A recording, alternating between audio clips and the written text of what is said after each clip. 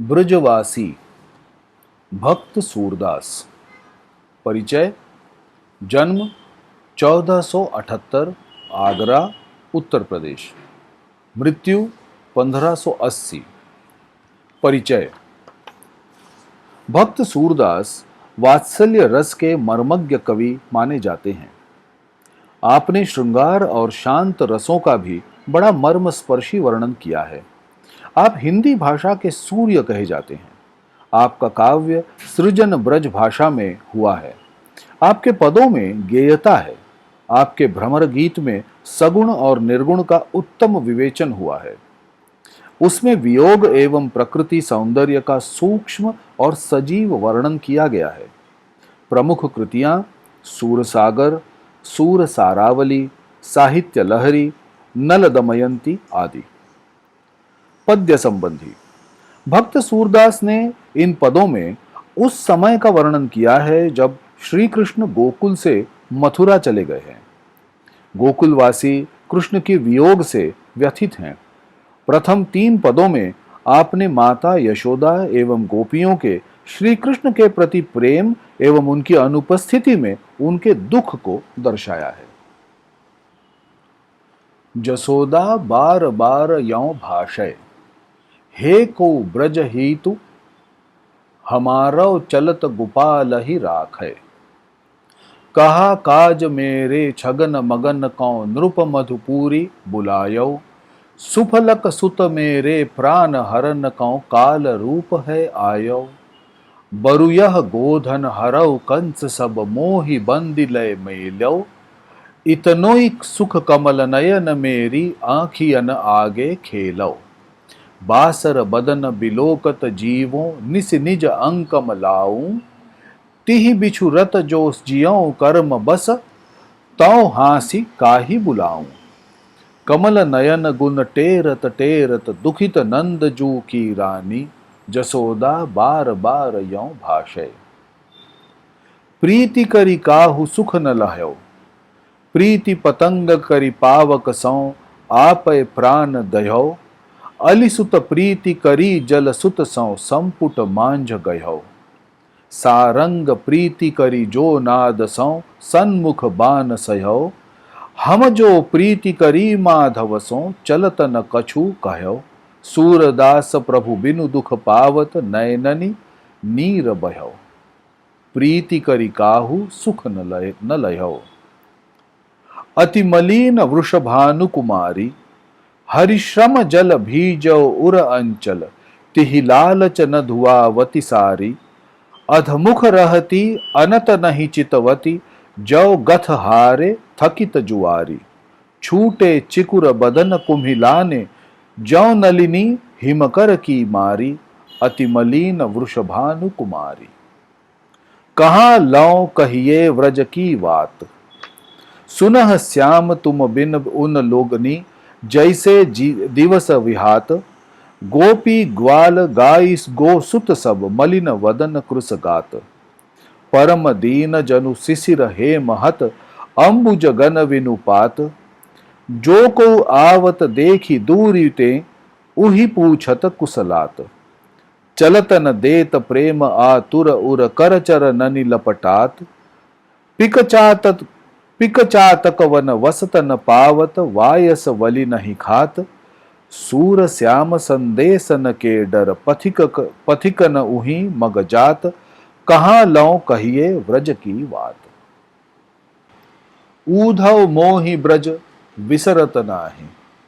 Vrindavan Gokul one उपवन सघन कुंज की छाही। प्रात समय माता जसुमति अरु नंद देखि सुख पावत। माखन रोटी दह्यौ सजायो अति हित साथ खवावत। गोपी ग्वाल वाल संग खेलत सब दिन हसत सिरात। सूरदास ध्वनि धनी ब्रजवासी जिनसौ हितु जदुतात। ऊधव मोहि ब्रज विसरत नाही। निम्नलिखित पद्यांश पढ़कर सूचना के अनुसार कृतियां कीजिए। जसोदा बार बार यों भाषय, यहां से लेकर कमल नयन गुण टेरत टेरत दुखित नंद जू की रानी।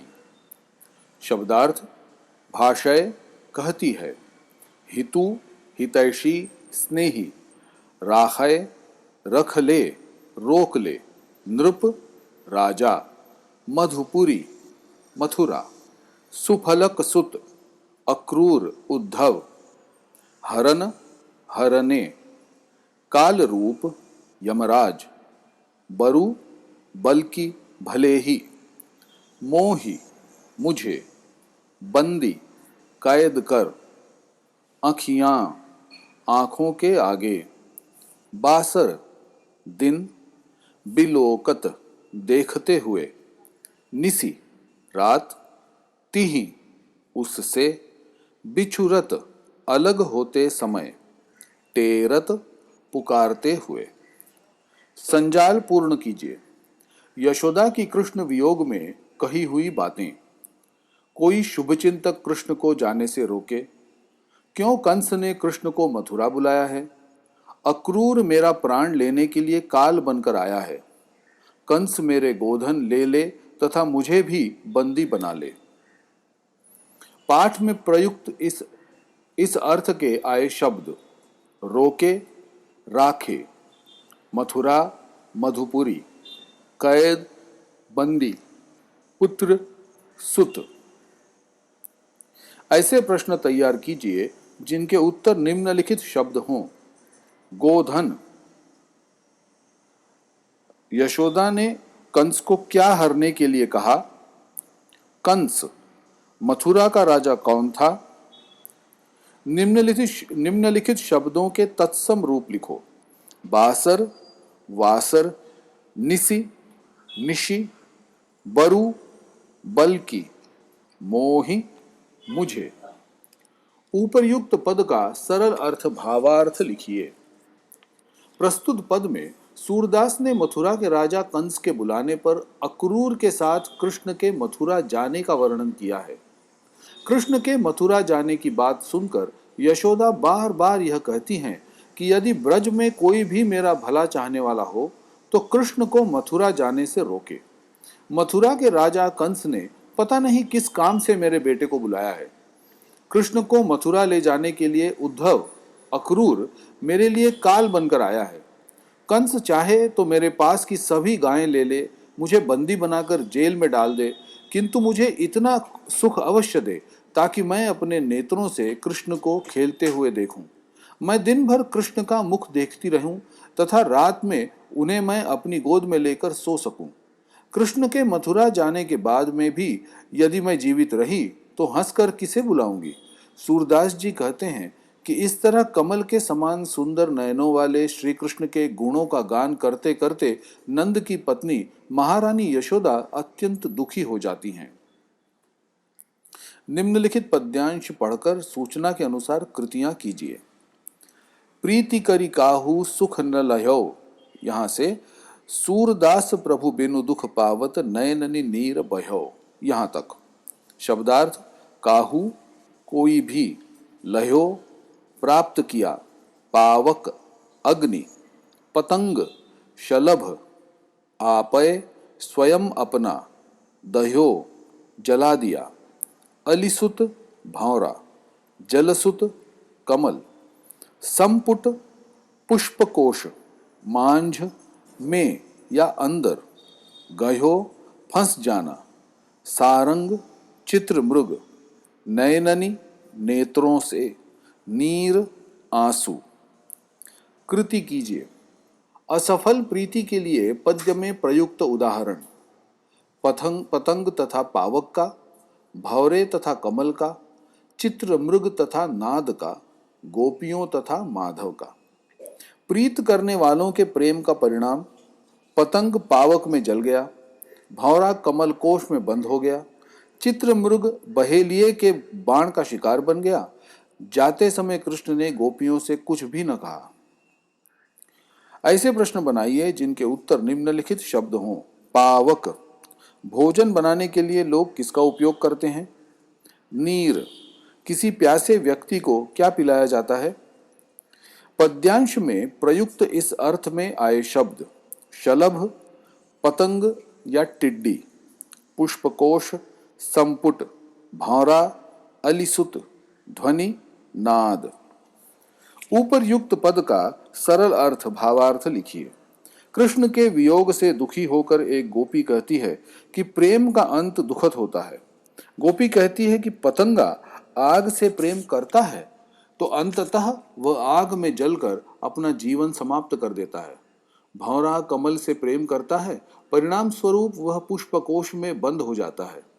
हिरण नाद से प्रेम करता है, नाद सुनकर वह अपने स्थान पर खड़ा हो जाता है और बहेलिए के बाण का शिकार बन जाता है। हमने यानी गोपियों ने कृष्ण से प्रेम किया तो उन्होंने गोकुल से जाते समय हमें बताया तक नहीं। यदि वे हम लोगों से कुछ कहकर जाते तो हमें इतना दुख नहीं होता। निम्नलिखित पद्यांश पढ़कर सूचनाओं के अनुसार कृतियां कीजिए। अतिमलिन वृषभानु कुमारी, यहां से लेकर छूटे चिकुर बदन कुम्हिलाने जौ नलिनी हिमकर की मारी, यहां तक। शब्दार्थ: अति अधिक, मलिन उदास, श्रमजल पसीना, तिहि उस, अध नीचे, अनत दूसरी ओर, चितवती देखती हूं, गथ पूंजी, जुआरी जुआ खेलने वाले, चिकुर केश, नलिनी कमलिनी, हिमकर चंद्रमा कपूर। प्रवाह तालिका पूर्ण कीजिए।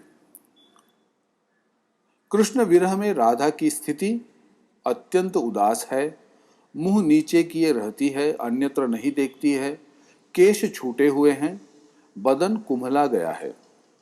पद्यांश में इन अर्थों में आए शब्द ढूंढकर लिखिए। उदास, मलिन, पसीना, श्रमजल, पूंजी, गथ, चंद्रमा, हिमकर। कारण लिखिए। राधा अपनी सारी नहीं धुलाती हैं, क्योंकि सारी धुलवाने से उस पर लगी श्री कृष्ण के पसीने की बूंदें धुल जाती। राधा मुंह नीचे करके पड़ी रहती है। हारे हुए जुआरी की तरह राधा मुंह नीचे करके पड़ी रहती है, क्योंकि वे न तो अपना मुंह किसी को दिखाना चाहती है और न ही किसी का मुंह देखना चाहती हैं। ऐसे प्रश्न तैयार कीजिए जिनके उत्तर निम्नलिखित शब्द हों। सारी, विशेष अवसरों पर भारतीय महिलाएं क्या पहनती हैं? हिमकर, रात की शोभा किससे बढ़ती है? उपर्युक्त पद का सरल अर्थ भावार्थ लिखिए। सूरदास जी इस पद में कहते हैं कि श्री कृष्ण के मथुरा चले जाने पर राजा वृषभानु की पुत्री राधा बहुत दुखी है। श्री कृष्ण के पसीने से राधा का आंचल भीग गया है। कहीं श्री कृष्ण के पसीने की खुशबू निकल न जाए, इस डर से वे अपनी सारी नहीं धुलवाती हैं। वे अपना मुंह हमेशा नीचे किए रहती हैं, अन्यत्र नहीं देखती हैं। उनकी दशा एक हारे हुए जुआरी की तरह हो गई है। उनके बाल बिखरे हुए हैं, शरीर सूख गया है। राधा जी का चेहरा कुम्हला गया है, जैसे कमलिनी के ऊपर हिमपात हो गया हो। सूरदास जी के अनुसार कृष्ण के वियोग में राधा जी की यह दशा हो गई है। निम्नलिखित पद्यांश पढ़कर सूचना के अनुसार कृतियां कीजिए। कहाँ लौ कहिए व्रज की बात, यहां से लेकर सूर श्याम संदेशन के डर पथिक न उही मग जात। शब्दार्थ: लौ तक, गोसुत बछड़ा, मलिन उदास या दुखी, कृस दुर्बल, गात शरीर, परम बहुत, कुशलात कुशल क्षेम, पिक कोयल, वायस कौआ, बलि देवताओं को चढ़ाई जाने वाली वस्तु, उही उस, मग रास्ता, विहात बीतना। कृष्ण के वियोग में इतने वदन मलिन तथा गात कृश हो गए हैं, गोपियों के, ग्वालों के, गायों के, बछड़ों के। ऐसे प्रश्न तैयार कीजिए जिनके उत्तर निम्नलिखित शब्द हों। व्रज, उद्धव कृष्ण को कहाँ का समाचार बता रहे थे? पथिक, राह चलने वाले को लोग क्या कहते हैं? आकृति पूर्ण कीजिए। पद्यांश में आई दो ऋतुओं के नाम, शिशिर, हेमंत। वन में कौन कौन पक्षी नहीं रहने पाते? पिक, चातक। यात्रियों से व्रजवासियों का व्यवहार, ब्रजवासी यात्रियों से कृष्ण का समाचार पूछते हैं, प्रेम के वशीभूत होकर पैर पकड़कर जाने से रोकते हैं। उत्तर लिखिए, यह पौधा बिना पत्तों का हो जाता है। अंबुज अथवा कमल। बलि नहीं खाने वाला पक्षी, वायस अथवा कौवा। उपर्युक्त पद का सरल अर्थ भावार्थ लिखिए। सूरदास जी कहते हैं कि उद्धव जब गोकुल से लौटकर मथुरा जाते हैं तब वे कृष्ण को ब्रज का समाचार बताते हैं। वे कहते हैं कि आपके बिना उन लोगों के समय दिन रात किसी तरह बीत रहे हैं। गोपियों, ग्वालों, गायों तथा उनके बछड़े मलिन बदन तो हैं ही, उनका शरीर भी दुर्बल हो गया है। शिशिर तथा हेमंत ऋतु में अधिक कमजोर तथा कोमल होने के कारण कमल का पौधा बिना पत्तों के हो गया है। जब कोई पथिक दूर की यात्रा करके आता हुआ दिखाई देता है तो वे उससे कृष्ण का हाल समाचार पूछते हैं। प्रेम के वशीभूत ब्रजवासी लोगों को जाने नहीं देते, उनका पैर पकड़ाकर उन्हें रोकते हैं। मधुर बोलने वाले पक्षी जैसे कोयल तथा चातक वन में रहने नहीं पाते तथा कौवा भी बलि नहीं खाता है। सूरदास जी कहते हैं कि संदेशा भेजने के डर से यात्रियों ने उस रास्ते से जाना छोड़ दिया है। निम्नलिखित पद्यांश पढ़कर सूचना के अनुसार कृतियां कीजिए। पद्यांश क्रमांक 5। ऊधव मोहि ब्रज विसरत नाही, यहां से लेकर सूरदास धनी धनी ब्रजवासी जिनसों हितु जदुतात। शब्दार्थ, मोहि मुझे, बिसरत भूलना, सघन घने, कुंज लता आदि से घिरा या ढका हुआ स्थान, हित प्रेम, सिरात रास्ता अवकाश, यहां अर्थ बीतना, हितु शुभेच्छा। संजाल पूर्ण कीजिए। कृष्ण इन्हें नहीं भूल पाते। वहां के कुंजों की छाया, वृंदावन तथा गोकुल, वहां के वन, वहां के उपवन। ऐसे प्रश्न बनाइए जिनके उत्तर निम्नलिखित शब्द हों। माखन, दही को बिलोकर क्या निकाला जाता है? वन, शेर कहां पाए जाते हैं?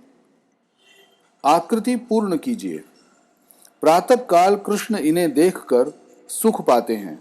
माता यशोदा को, पिता नंद को। माता यशोदा कृष्ण को यह खिलाती हैं, मक्खन, रोटी। कृष्ण इनके साथ खेलते थे, गोपियों के साथ, ग्वालों के साथ, बालकों के साथ। उत्तर लिखिए। कृष्ण के अनुसार ये लोग धन्य हैं। ब्रजवासी, गोकुल के कुंज ऐसे हैं, घनी छाया वाले। उपर्युक्त पद का सरल अर्थ भावार्थ लिखिए।